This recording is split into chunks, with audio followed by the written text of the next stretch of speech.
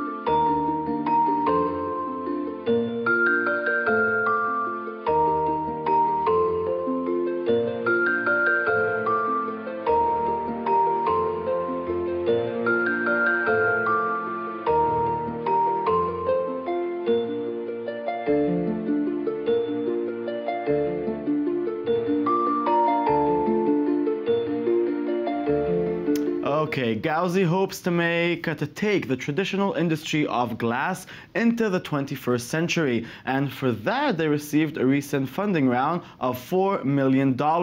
With us to discuss about the future of glass is the CEO and founder of Gauzy, Eyal Peso. Good evening. Hi. So tell me a little bit about your company. How did it all start? So actually it started out by me trying to solve something in my apartment in Tel Aviv. I needed to turn one of my front panels of glass from opaque to transparent. I couldn't put any shades or blinds in it because there was no room. So I started looking out, saw there weren't good solutions for that, and then it started off. Yeah. Okay, well, you know, we saw a little bit in the video, but tell me yourself, what's the future you see in the glass industry? So, not only in the glass industry, but mainly in the glass industry, Gauzy's vision is to introduce technologies into our traditional environments. One big portion of that is glass, either glass walls, windows. It can be a glass window of a car. It can be glass doors of a refrigerator. We are trying to embed a lot of technology into our traditional environments. We're doing that by developing liquid crystal applications. It's basically the same compounds used for displays, but to do things like shade a window. You can decide how much light comes through a glass window, or you can have blinds embedded into a glass, no mechanical parts or whatever.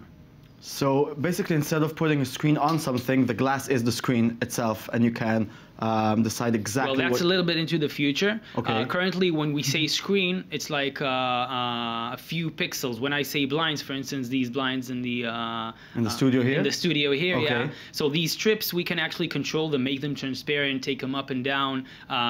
Later on, we will pixel it and have low resolution displays within the glass.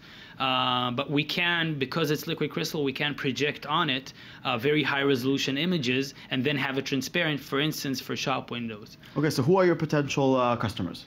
So we're already active, actually. For instance, we've been able to introduce our technology into the Ritz-Carlton, being already built in Israel, and we've built the Porsche booth in the last World Trade Show in Frankfurt. So we have various customers from various industries. We can embed technology in any kind of glass used for any kind of application.